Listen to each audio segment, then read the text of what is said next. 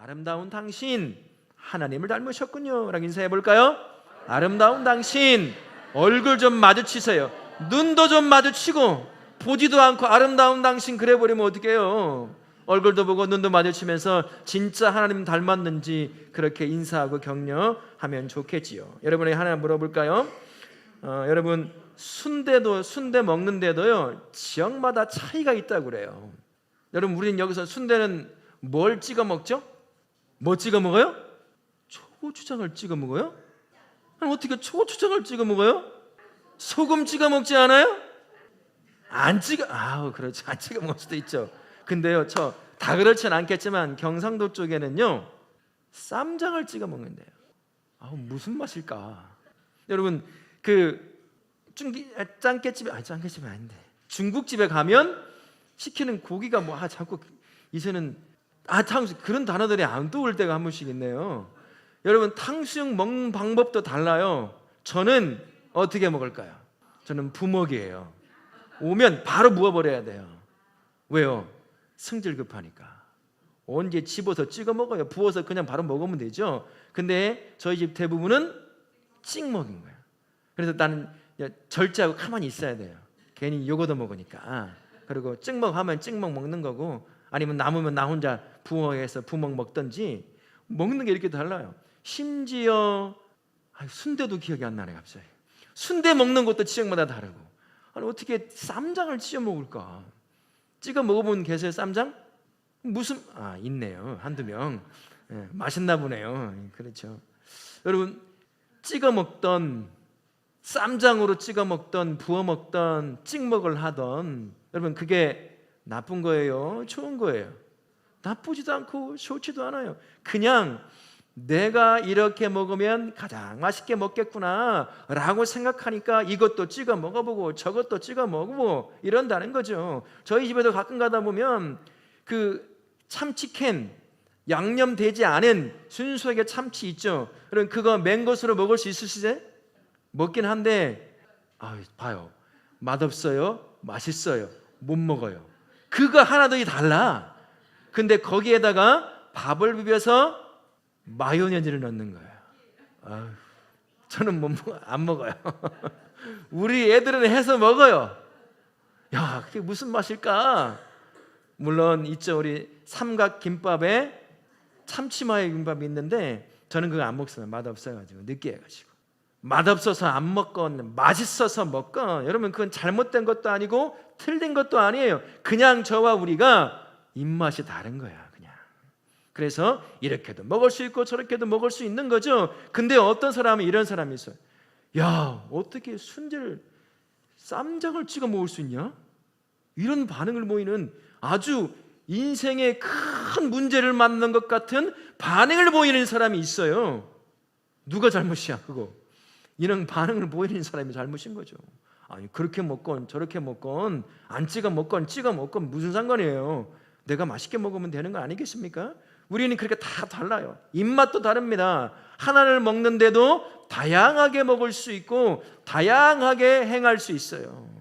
근데 그것 가지고 틀렸다, 내가 판단하기에 그건 옳지 않아 라고 얘기한다면 그건 그 자체가 나쁜 거죠.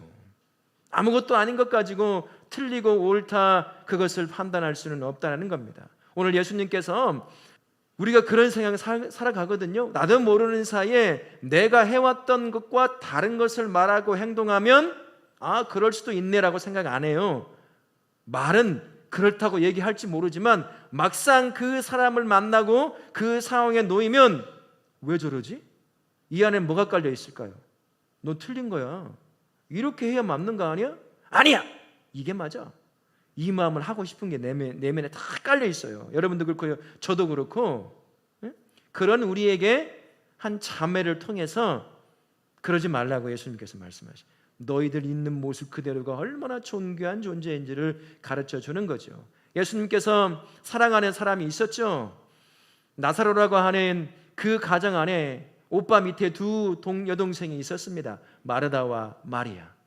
부모가 일찍 돌아가셨던 것 같아요. 오빠가 마치 엄마요 아빠처럼 두 여동생을 키웠습니다. 그 여동생이 근데 참 달라. 달라도 너무 달라. 우리 교회에는 쌍둥이가 있죠.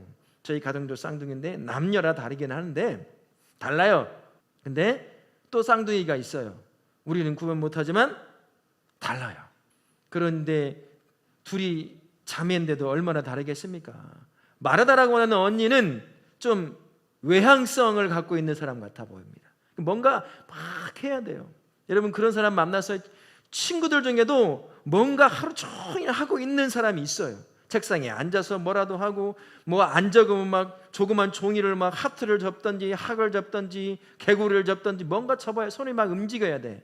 그렇게 하는 사람이 있는가 하면 어떤 사람은 그냥 차분히 그냥 앉아 있어. 멍 때리고 있거나 뭐 그러고 있는 거죠. 근데 마르다는 계속 뭔가 열심히 움직이는 사람이야. 그때 예수께서 오셨어요. 초청하여 자기 집에 왔으니까 내가 뭘 가장 좋은 걸 해드릴 수 있을까? 막 분주하게 식당을 오가면서 만들고 지지고 볶고 막 땀 찔찔 흘려가면서 막 그걸 하고 있는 거예요. 그렇게 움직여야 뭔가 하는 것처럼 아는 그런 사람입니다. 근데 반면에 그 동생 마리아는 어떻습니까? 차분해요. 누구와 같을까요? 우리 교회 성도들 중에 우리 다음 세대 아이들 중에 누구와 같을까요? 없네요. 차분해요. 그래서 예수님 보고서 예수님한테 말 걸고 그분이 하는 말을 듣고 있는 거예요. 가만히 앉아가지고 누가 여기서 제일 열받을까요? 누가 여기서 이 안에서 막 분노가 치밀어 오를까요? 마르다야. 아니 자기는 원래 그런 사람이거든요. 그런데도 불구하고 자기 동생이 예수님 발치에 앉아가지고 예수님이 전하는 말씀을 듣고 그냥 좋아가지고 아멘 아멘 하고 있는 걸 보면 옆에서 열이 막 올라오는 거예요. 막 뚜껑이 열리기 시작하고 직전이야. 지금 눈치를 줬을 거야. 아마 제가 보기에는 눈치를 분명히 줬을 거야.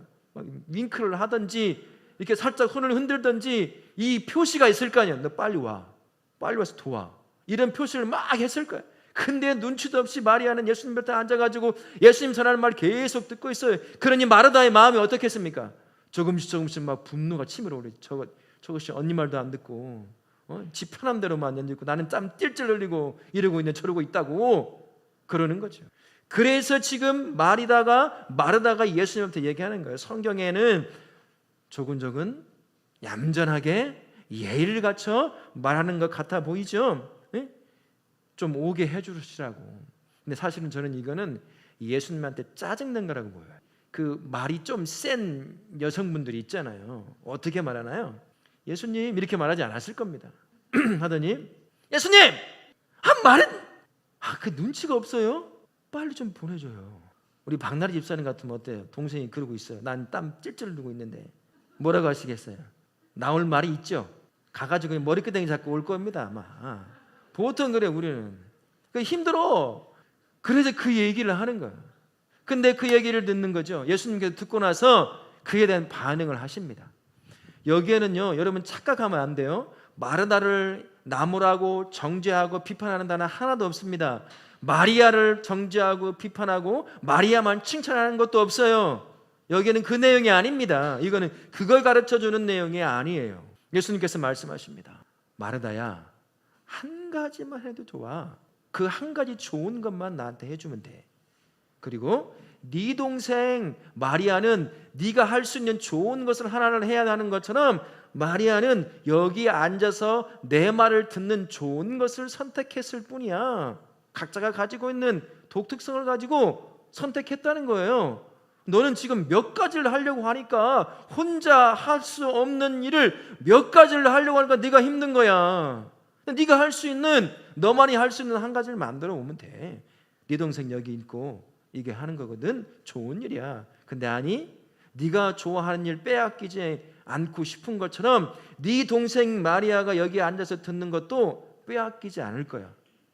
하나님이 그걸 허락하신 거예요. 예수님께서 그들이 가지고 있는 독특한 특성이 자신 앞에 나오는 방법이 틀리고 나쁘다 옳지 않다 그러다라고 판단하지 아니하시고 그 모습 그대로를 하되 좋은 것 네가 할 수 있는 것 네 성격에 맞게 그걸 하라고 가르쳐 주시는 거예요. 근데 우리는 어떻습니까? 학교에 가도 그렇죠. 그리고 직장에 가도 그래요. 가정 안에서 그렇습니다. 우리 나이가 어릴수록 이것이 약해요. 사람을 구별시키고 내가 다른 것과 다른 사람의 다른 것을 별 차이 없이 느낍니다. 왜 그럴까요? 경험이 적어요.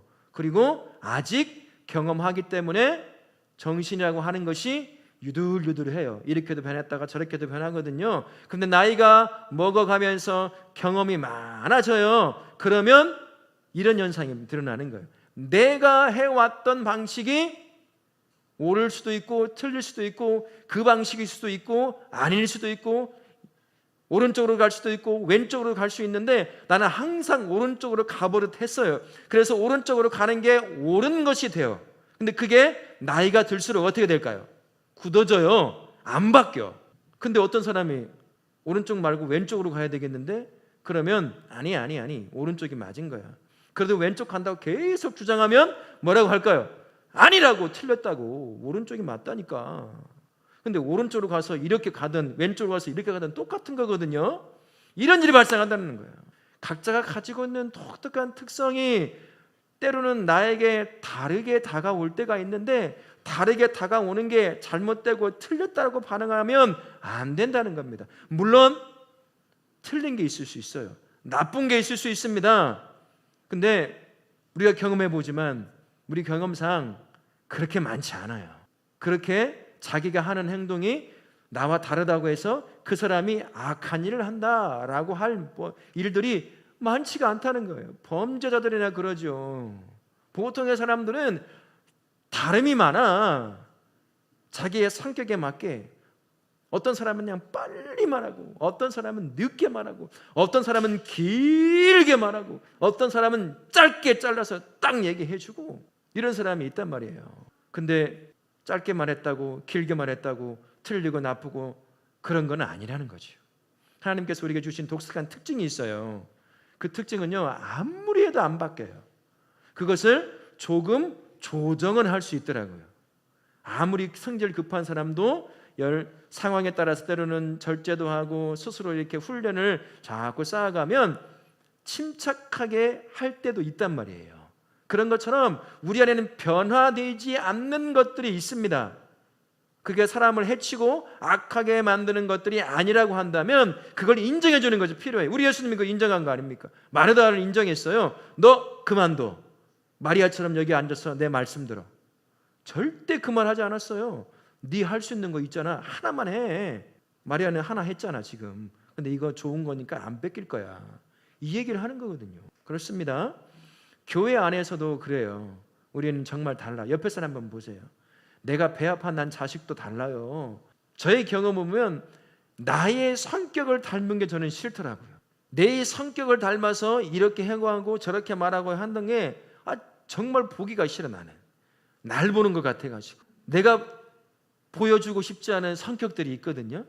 그것을 보일 때마다 정말 닮을 걸 닮아야지 뭐 저런 걸 닮았냐 쟤는. 말은 하지 않지만 이런 것이 있습니다. 근데 그거 어떻게 해요? 그게 그 아이인 걸, 그게 그 사람인 걸. 옆에 사람이 바로 그 사람이에요. 왜 너는 나처럼 안 하냐? 나처럼 왜 말 안 하냐? 아무리 얘기해 보세요. 되는가? 안 돼. 안 된다고요.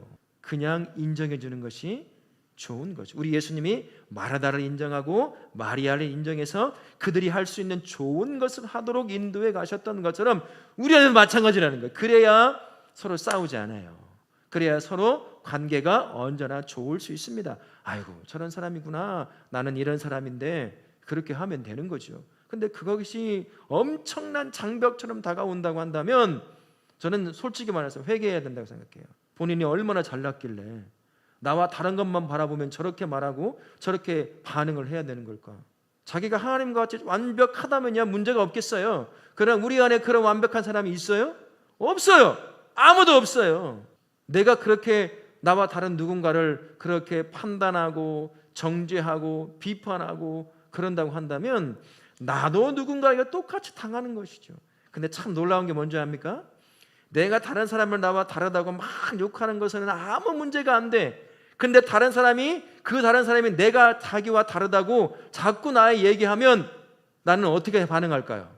열받는 거예요. 왜 네가 뭔데 함부로. 지도 그러고 있으면서 본인도 그러고 있으면서 그건 못 보는 거예요. 우리 예수님이 어떻게 했는지 정확히 보여주시는 거예요. 우리 달라요. 그거 인정하는 거 솔직히 한 말씀 드릴까요? 쉽지는 않더라고요. 우리 담임 목사로서 이 많은 사람들을 하다 보면 여러분은 저 한 명 돼야잖아요. 그죠? 저는 여기 앉아있는 한 20명 이상의 사람들이 각각 다 다른 사람들을 대해야 되는데 이 사람한테 이렇게 말하는 것과 이 사람한테 이렇게 말하고 행동하는 건 너무 달라. 스트레스가 얼마나 되는지 몰라요. 이 사람한테 이렇게 얘기했는데 이 사람 또 다르게 얘기해 줘야 돼. 또 다르게 대우해 줘야 돼. 아이고. 근데 그것이 내 몸에 익숙해지고 내 언어에 익숙해지는 데는 정말 오랜 시간이 걸리더라고요. 가장 중요한 건 내가 누군지를 자꾸 발견하는 게 중요하더라고요. 너도 그런 사람이거든. 너도 독특하고 너도 남들한테 가면 그런 소리 들을 수 있는 면이 있어. 그러니까 함부로 말할 수 없는 거야. 하나님이 그를 존귀하게 독특하게 만들었으면 그대로 인정해 주면 돼. 이제 머릿속에 알죠? 이게 마음으로 받아들이는 데는 또 다른 시간이 필요해요. 이제 여기 있는 게 여기로 내려와야 하거든요. 그래야 진심이 나와요. 여기는 들어갈 수 있어요. 머릿속으로는 나랑 다르구나. 근데 막상 얼굴 마주하고 이야기하고 함께 뭐 하잖아요. 여기서 막 올라와요. 끌어올라오거든요. 여기로 내려와서 이 마음을 다스리는 순간이 있어야 되는데 시간이 좀 걸리더라. 서로 간에 그걸 인정하자. 뭐 이런 거예요. 그러니까 예수께서 여러분에게 보여주셨던 것처럼 다 다름이 있다는 걸 기억하고 그 다름을 인정함으로 말미암아 나의 독특함과 나의 존귀함을 인정받고 싶은 것처럼 다른 형제와 자매의 독특하고 존귀함을 인정해주는 우리 다울학교 모든 다음 세대 그리고 우리 성도님들 우리 성도님들 되시기를 예수님의 이름으로 축원합니다. 아멘.